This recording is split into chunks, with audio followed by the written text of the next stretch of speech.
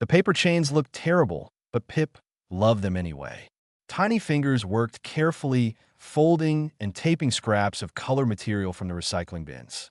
Each loop connected to the next, growing longer across the small room. Ren watched from the doorway, heart aching at the sight. "What are you making, little one?" Ren asked, though the answer was obvious. "Decorations," Pip said, holding up the chain proudly. Large eyes sparkled with excitement. The antenna on top of the small head twitched happily. "For when Santa comes." Ren said nothing. What to be said? The child believed in a human myth learned from stolen broadcasts. Other Quellen children mocked Pip constantly. Just yesterday, 3 older kids had cornered Pip in the market corridor, laughing cruelly. "Santa isn't real," they had sneered. "And even if he was, he only visits human children, not aliens like us." Pip had come home crying, but still believing, still hoping. "I need to finish my letter," Pip announced, scrambling to the small desk. The letter had been rewritten 5 times already, each version more careful than the last, more hopeful. Ren picked up one of the discarded attempts. The handwriting was shaky, but determined. "Dear Santa, my name is Pip. I live on Refuge Point Station with my guardian Ren. Ren is very nice, but very sad. We are sad because my parents died in an accident 2 years ago. Our photograph projector broke last month, and we cannot afford to fix it. I miss seeing my parents' faces. Could you please help us? I have been very good. I share my food. I help clean. I believe in you even when others say you are not real. Love, Pip." A drawing of a round human in red clothes decorated the bottom. Ren folded the letter carefully and tucked it away. These attempts were precious, even if nothing would come of them. "I'm going to put in the plaza tomorrow," Pip said, finishing the final version. "Near the human merchant area. That way Santa will definitely find it." "Pip," Ren began gently, "you know humans mostly keep to themselves here. They do not often help other species. Santa is different," Pip insisted. "He helps everyone. That's what the broadcast said." Ren wanted to argue, but couldn't bear to crush that hope. Life had already crushed too much. The station accident that killed Pip's parents had left many families broken. Ren had taken Pip in without hesitation, but money was tight. Repairs were expensive. The photograph projector sat in pieces in a drawer, too complicated and costly to fix. The next morning, Pip woke early and dressed carefully. The letter was sealed in a recycled envelope. Outside their quarters, the station hummed with activity. Refuge Point wasn't large, but it was busy. Merchants traded goods from across the sector. Ships docked and departed constantly. Humans were rare here, though. Only 7 lived on the station permanently. Pip walked through the lower district where most non-humans lived. The upper levels housed wealthier species and the few humans. Moss, an elder Quellen, saw Pip carrying the letter and shook his head. "Still chasing fairy tales, child?" "It's not a fairy tale," Pip replied firmly. "Humans don't care about alien children," Moss said, not unkindly. "They barely interact with us at all. Don't get your hopes up." But Pip's hopes were already high. They had to be. Without hope, what was left? The Central Plaza was neutral territory. All species mixed here. Pip found a spot near a support pillar close to where human merchants sometimes set up temporary stalls. With careful hands, Pip taped a handmade sign to the pillar first. North Pole, it read in carefully colored letters. Then Pip taped the letter below it. Several aliens walked past without looking. A Torvian glanced at it and laughed. 2 Draxi youngsters pointed and whispered. Pip ignored them all and sat nearby, watching the letter. Just in case. Just to see if anyone would read it. Hours passed. The station's artificial lights cycled through their day pattern. Pip's stomach growled but didn't move. Ren would worry, but this was important. Finally, as Pip was about to give up for the day, a human walked past. Pip had seen humans before, but never this close. They were taller than most species, built solid and strong. This one wore simple work clothes, stained with grease. His hair was short and dark, face covered in stubble. He walked with purpose, eyes straight ahead. Then he stopped. The human stood in front of the pillar, staring at the letter. His hand reached out, almost touching it, then pulled back. His expression was hard to read. Humans didn't have antennae to show emotions. Their faces were strange and flat compared to Quellen's. Pip held their breath. The human's jaw clenched. His hands formed fists. For a long moment, he just stared at the childish drawing, at the carefully written words visible through the envelope's translucent material. Something passed across his face. Pain, maybe, or anger, or something else entirely. Then he turned and walked away. Pip's heart sank, but didn't break. Not yet. The human had seen it. That was something. That was a start. As the lights began their evening cycle, Pip finally stood and walked home. The letter remained on the pillar, waiting, hoping, believing. Ren had dinner ready. Simple food, but warm and filling. Did anyone read it? Ren asked carefully. A human saw it, Pip said, eating slowly. He stopped and looked at it for a long time. And then, he left. But he saw it, Ren. He really saw it. Ren hugged Pip close, saying nothing. What comfort could words provide? The letter would stay there until station maintenance removed it as litter. No one would answer it. No Santa would come. But Pip smiled anyway, curled up in Ren's arms. He'll come, Pip whispered. I know he will. I just have to keep believing. And in a repair shop in the forgotten maintenance sector, a human named Roy Campbell sat alone, trying very hard to forget a letter written by a child who still believed in magic. The navigation unit should have been simple to fix. Replace the burn circuit, recalibrate the sensors, test the output. Roy had done this repair 100 times. His hands knew the motions without thought. Except his hands were shaking, he set down the tools and pressed his palms flat against the workbench. Breathe in. Count to 4. Breathe out. Count to 4. The therapist back on Earth had taught him this. Before he ran away to the frontier. Before he decided isolation was easier than healing. The maintenance drone beeped from its charging station in the corner. I'm fine, Roy muttered. The drone beeped again, disagreeing. What do you know? You're a machine. But the drone was right. He wasn't fine. He hadn't been fine in 3 years. Not since the mission. Not since he lost them all. Danny's face appeared in his mind, uninvited. Always smiling. The kid had been 22, fresh out of training, excited about everything. Danny had decorated their barracks for Christmas that year. Paper snowflakes cut from mission reports. Tinsel made from recycled supply wrappers. A tree fashioned from spare parts. Come on, sir, Danny had said. It's Christmas. Even soldiers deserve Christmas. 2 weeks later, Danny was dead. They were all dead. And Roy was alive, drowning in guilt and memories. He picked up the tools again and forced himself to focus. Work helped. Work kept the memories at bay. Most of the time, 3 days passed before Roy returned to the plaza. He told himself he was just passing through, just taking a different route to the supply depot. Nothing to do with the letter. The letter was still there. Rain from the station's environmental system had damaged the paper. The ink bled slightly. The edges curled, but it remained taped to the pillar, waiting. Roy walked closer. He shouldn't read it. He should leave it alone. Other people's problems weren't his concern.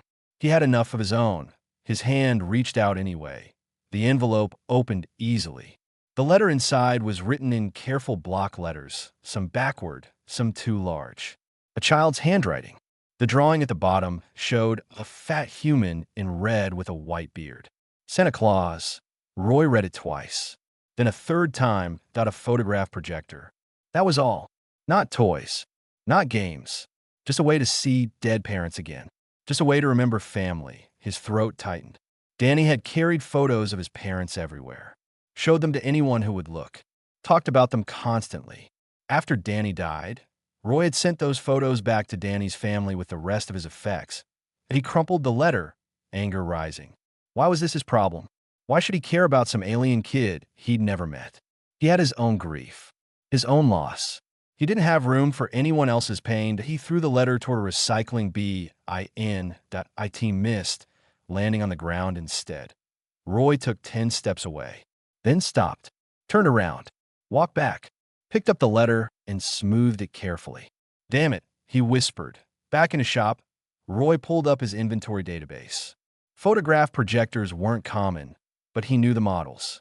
Quellen technology was usually simple, reliable, easy to repair if you had the right parts. He had the right parts. The Torvian who ran the bar down the corridor, Gris, stopped by that evening with a bottle of something alcoholic and probably dangerous.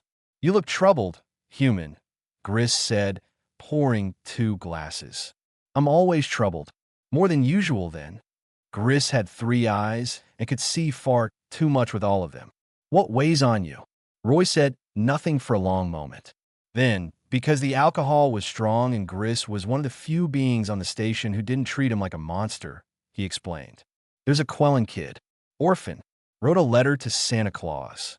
Gris's center eye widened. The small one? Pip. Yes, I know this child. Lives with Ren in the lower district. Sad story. Parents died in the pressure leak 2 years back. The kid wants a photograph projector fixed. And you can fix it. Yes. So fix it. It's not that simple. It seems very simple to me, Gris said, refilling both glasses. Child needs help. You can provide help. Simple. I'm not a charity. I'm not Santa Claus. No one is Santa Claus. Santa Claus is a story. Exactly. So why should I pretend otherwise? Gris leaned back, studying Roy with all 3 eyes. Perhaps because a child believes. Perhaps because belief is a rare and precious thing. Perhaps because you understand loss and do not wish it upon another. Roy said nothing. The alcohol burned down his throat. Or perhaps, Gris continued quietly, because helping another might help you as well. After Gris left, Roy sat alone in the dark shop. The letter lay on his workbench beside the parts for a photograph projector. Danny's photo was in a drawer nearby. Roy hadn't looked at it in months. Couldn't bear to. He pulled the drawer open. Now 0.7 faces smiled back at him.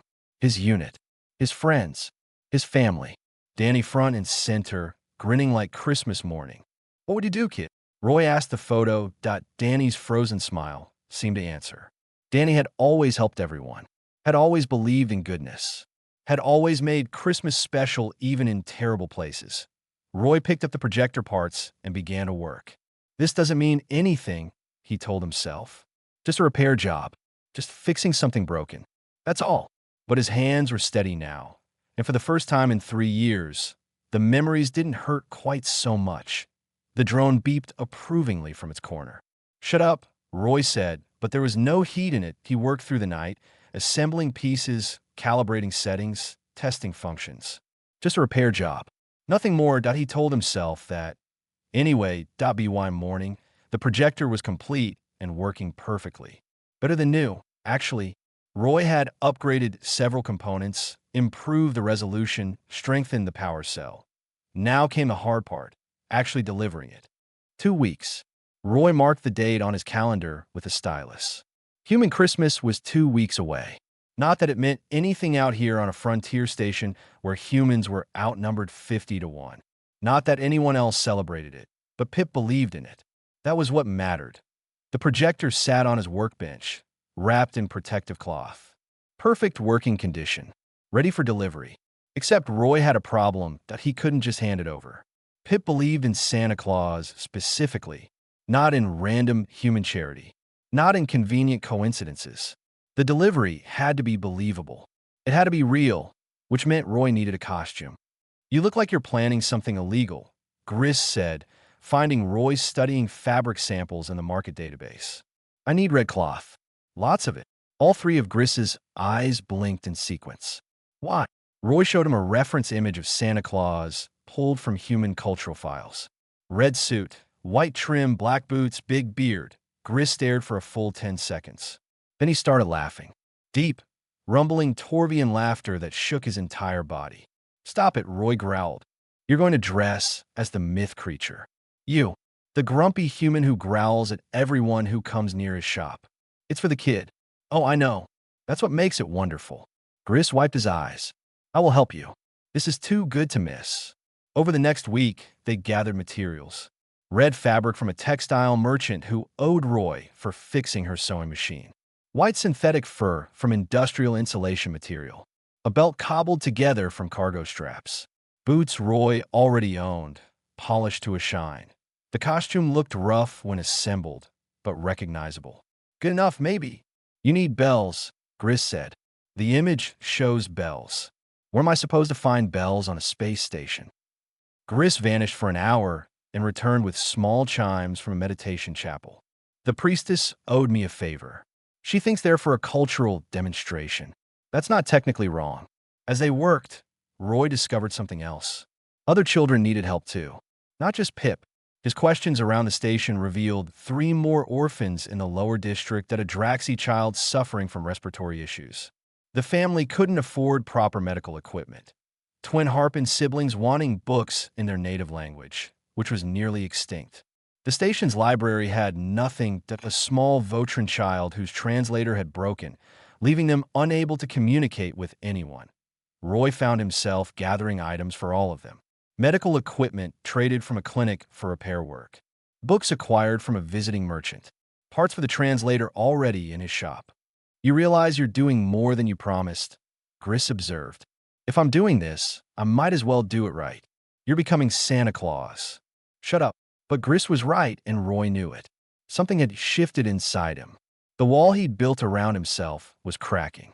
Each item he gathered for these children chipped away another piece. The night before Christmas, Roy had a panic attack. He sat on the floor of his shop surrounded by wrapped gifts, breathing too fast, heart racing. The memories crashed over him in waves. His unit's faces, Danny's voice, the explosion, the screaming, the silence after he couldn't do this. He wasn't a hero. He was barely holding himself together. What right did he have to play at goodness when he'd failed the people who mattered most?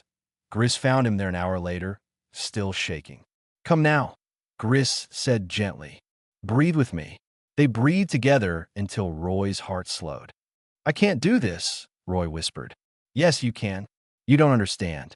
I lost everyone. My entire unit. They died because I made the wrong call. Because I failed them. And these children will suffer if you fail them too. Gris asked, That's not fair. Life isn't fair, human. Your friends died. That's a terrible truth. But these children are alive. Right now, needing help. You can't save the dead, but you can help the living. Roy looked at the gifts. At the costume. At Danny's photo on his workbench. They'd want this, Gris continued. Your lost friends. They want you to honor them by helping others. By being the person they believed you were. How do you know what they'd want? Because I lost people too. We all have. And I know they wouldn't want us to stop living. To stop caring. Roy picked up Danny's photo. The kid's smile was frozen in time. Forever young. Forever optimistic. Forever believing in goodness. What would you do, Danny?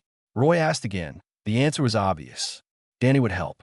Danny would dress up in a ridiculous costume and deliver gifts to alien children without hesitation. Danny would make magic real because that's who he was, and Roy could honor that. Could be that person, even if just for one night. Okay, Roy said, standing up. His legs were steady now. Let's do this. Gris helped him review the plan. Routes through maintenance corridors. Timing for when families would be asleep. Delivery order based on location. This is insane, Roy said, looking at himself in the reflective surface wearing the Santa costume. Yes, Gris agreed cheerfully. But good insane. The best kind. Roy modified his maintenance drone to carry extra packages. Tested the route twice. Memorized each family's location. Finally, as the station's lights cycled to evening mode, he was ready. One night, Roy said. Just one night. Then it's over. But looking at Gris's knowing smile, Roy suspected that wasn't true. Let's make some magic, Gris said. Roy adjusted the red hat, picked up the first packages, and headed for the maintenance shafts. His heart was pounding, but not from panic this time, from something else. Something that felt almost like hope. The maintenance shafts smelled like metal and recycled air. Roy crawled through them, carrying packages, feeling ridiculous in a red suit. The drone followed behind, carrying additional items in its cargo attachment. First stop was the Draxi child's home. Draxi breathed methane, so they lived in sealed atmospheric tanks. Roy couldn't enter, but he could leave the medical equipment outside the access port with a note written in careful Draxi script. He'd practiced the symbols for hours. For your health. From a friend who believes you deserve to breathe easy. He set it down gently, checked twice that everything was secure, then moved on. The Harpin twins lived 3 corridors over. Roy picked the simple lock on their door and slipped inside. The twins slept in hammocks suspended from the ceiling, a Harpin tradition. Their room was sparse, almost empty. Roy placed the books on their small table. 3 volumes in their grandmother's language, stories of Harpin heroes and legends. The merchant had charged him a fortune, but the look on these kids' faces in the morning would be worth it, he left a note. For your minds and hearts, keep your language alive. The Votran child was trickier. The translator was integrated into the child's neural interface. Roy had to work in the room while the kids slept, accessing the device carefully, replacing burned components, recalibrating the linguistic processors. His hands were steady. This was familiar work. Comforting work. The child stirred once, and Roy froze. But they settled back into sleep, and Roy finished the repair. He left a small wrapped package with candy he'd synthesized from station supplies. Point 3 down. One to go. Pip's home was in the oldest part of the lower district. The door was marked with careful drawings. Stars, snowflakes, a figure in red that was unmistakably Santa Claus. Roy stood outside, listening. Inside, he could hear voices. Please sleep, little one. That was Ren, voice heavy with exhaustion. But what if Santa comes and I'm asleep? Pip's voice was small but determined. What if he thinks I don't believe anymore? If Santa is real, he'll know you believe. He'll know. Do you think he'll come? Really, truly. Silence. Roy could imagine Ren's expression. The desire to comfort versus the need for honesty. I hope so, Pip. I really do. Roy waited 20 more minutes, until Pip's breathing became slow and steady, until the sounds inside went quiet. Then he picked the lock. The room was smaller than his shop. Everything in it was old or repaired or homemade, but it was decorated with love. Paper chains hung from wall to wall. Drawings of Santa covered every surface. A stocking made from scrap fabric hung near the door. Pip slept curled in a small bed, clutching something. Roy moved closer and saw it was a copy of the letter. The child had kept a copy of the letter to Santa, held it while sleeping. Something in Roy's chest cracked wide open. He set up the projector on the table as quietly as possible. Loaded it with the family photos he'd recovered from the station's backup files. Quellen families always uploaded their important data to station storage. It had taken Roy 3 days of careful searching to find Pip's family album. He added holographic enhancement, stabilized the images, made them clear and bright and beautiful. Then he pulled out paper and wrote carefully. Dear Pip, you believed when others didn't. You hoped when it was hard. That's the real magic. Your family would be proud of the person you're becoming. Keep believing in good things. Your friend, Santa Claus. He left the candy cane beside the note. Looked around the room one more time. At the decorations. At the hope made physical. Pip, sleeping peacefully, still believing. Roy had been a soldier. He'd fought in battles. He'd lost friends. He'd survived things that should have killed him. But standing in this small room, looking at a child who believed in magic, he felt something he hadn't felt in 3 years. Purpose. He turned to leave and froze. Ren stood in the doorway of the sleeping area, large eyes reflecting the dim light. Watching. Had been watching the whole time. They stared at each other in silence. Roy waited for the alarm, for the accusation, for the anger at an intruder in their home. Instead, Ren's eyes filled with tears. The Quellen pressed one hand to their chest in what Roy recognized as a gesture of deep gratitude, then pointed at Pip, then at the projector, then back at Roy. Ren mouthed 2 words. Thank you. Roy nodded once, turned, left as quietly as he'd come. In the corridor. He had to stop and lean against the wall. His hands were shaking again, but not from fear. From emotion too big to name. Gris waited at the end of the corridor. All done? The Torvian asked. All done. How do you feel? Roy thought about it. Thought about Pip's sleeping face. About the books for the Harpin twins. About the medical equipment and the fixed translator. About 4 families who would wake up to unexpected gifts. Strange, he admitted. Good strange. That's called joy. Human. You should try it more often. They made their way back to Roy's shop through the maintenance shafts. Roy stripped off the costume and stood in his normal clothes, looking at Danny's photo. We did it, he told the image. We made Christmas real for them, just like you would have wanted.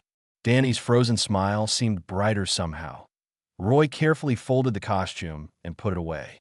One night. That was what he'd promised himself. One night of pretending to be someone better than he was.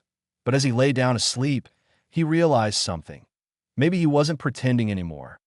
Outside, in 4 different homes across the lower district, children slept peacefully. Tomorrow they would wake to magic. Tomorrow their lives would change. And in a small room filled with paper decorations, Pip dreamed of Santa Claus and family and hope. Pip's eyes opened before the station lights cycled to morning. Something felt different. The air itself seemed charged with possibility. Then Pip saw it. The projector sat on the table, gleaming. Real. Solid. Actually there. For 3 full seconds, Pip couldn't move. Couldn't breathe. This had to be a dream. Dreams were cruel like this, showing you what you wanted most before snatching it away. But the projector remained. Real. Pip scrambled out of bed and touched it with trembling fingers. Solid. Cool. Real. Ren, Pip whispered. Then louder. Ren. Ren. Ren appeared instantly, as if they'd been awake already. Watching. Waiting. He came, Pip breathed. Santa came. He really came. Pip found the power button, pressed it with shaking hands. The projector hummed to life. Light bloomed above it, and there they were, parents, smiling, moving, alive in a hologram. Pip's mother laughing, eyes crinkled with joy. Pip's father holding tiny baby Pip, looking at the camera with such love it hurt. The cry that came from Pip wasn't quite happy or sad. It was both. Everything. Ren wrapped arms around the small body and held tight while Pip sobbed. They're here, Pip whispered. I can see them again. They're here. Within an hour, word spread through the lower district like fire. The Draxi family found their medical equipment. The father went to the market and told everyone who would listen about the miracle.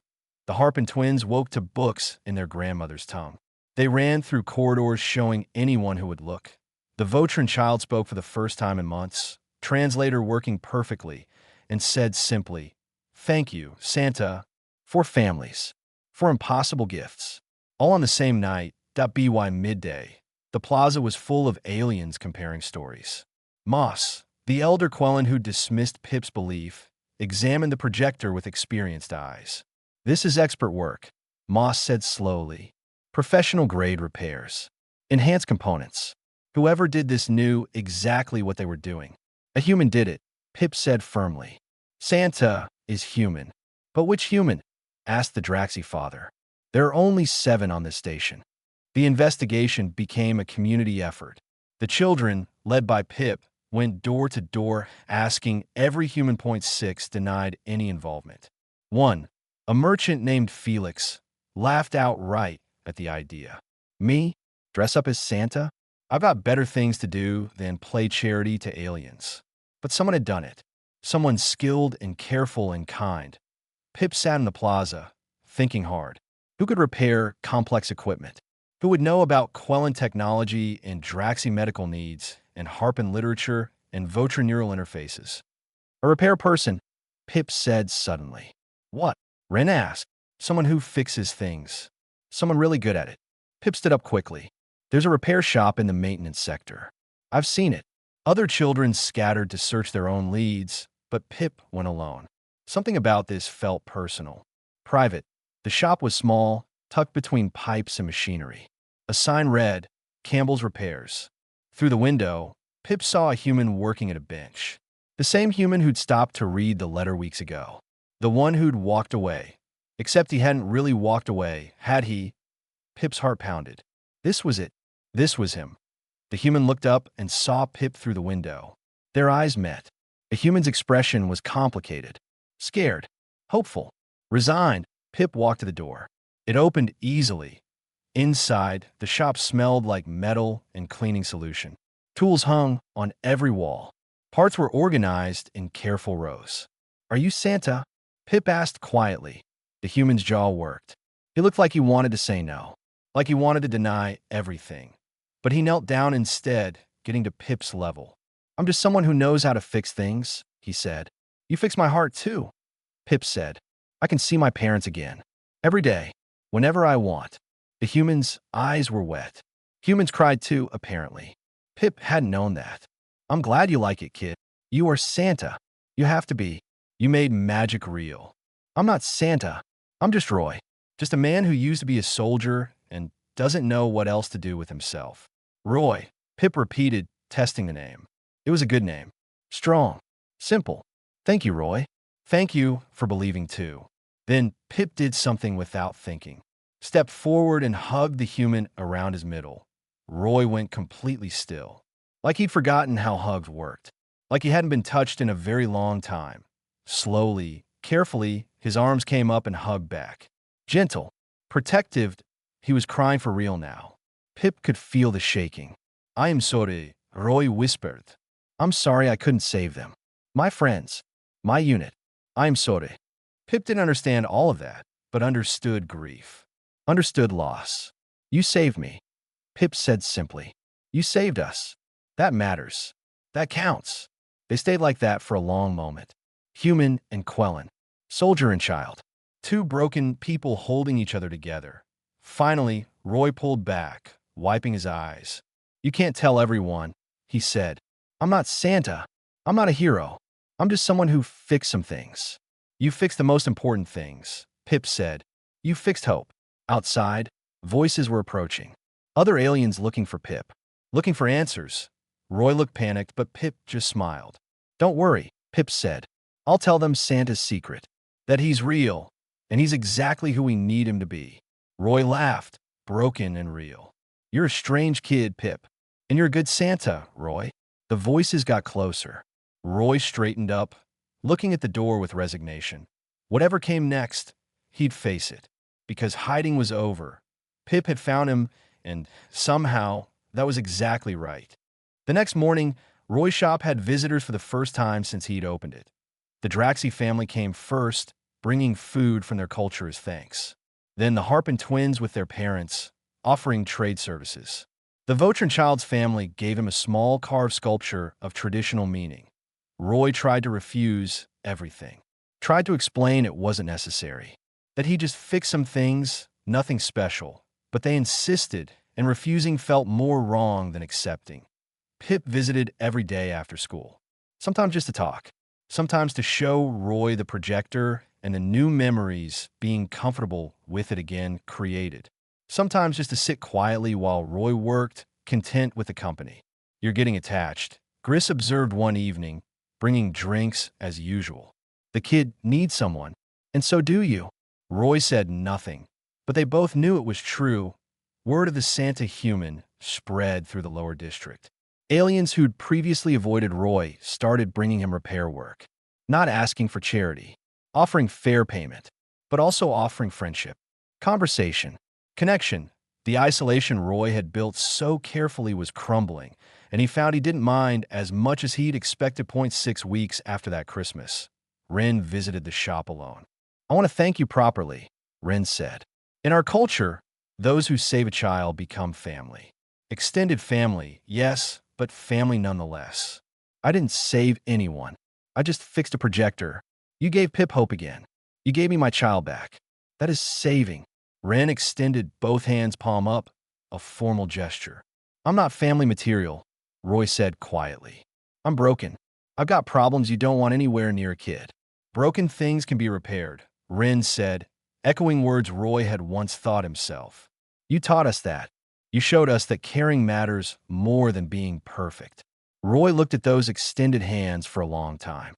Then, slowly, he placed his own hands on top. The gesture felt significant. Binding. I don't know how to be family, he admitted. None of us do. We learned together.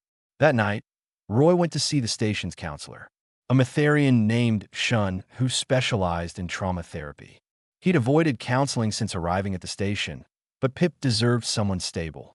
Someone healing, not just hiding. The sessions were hard.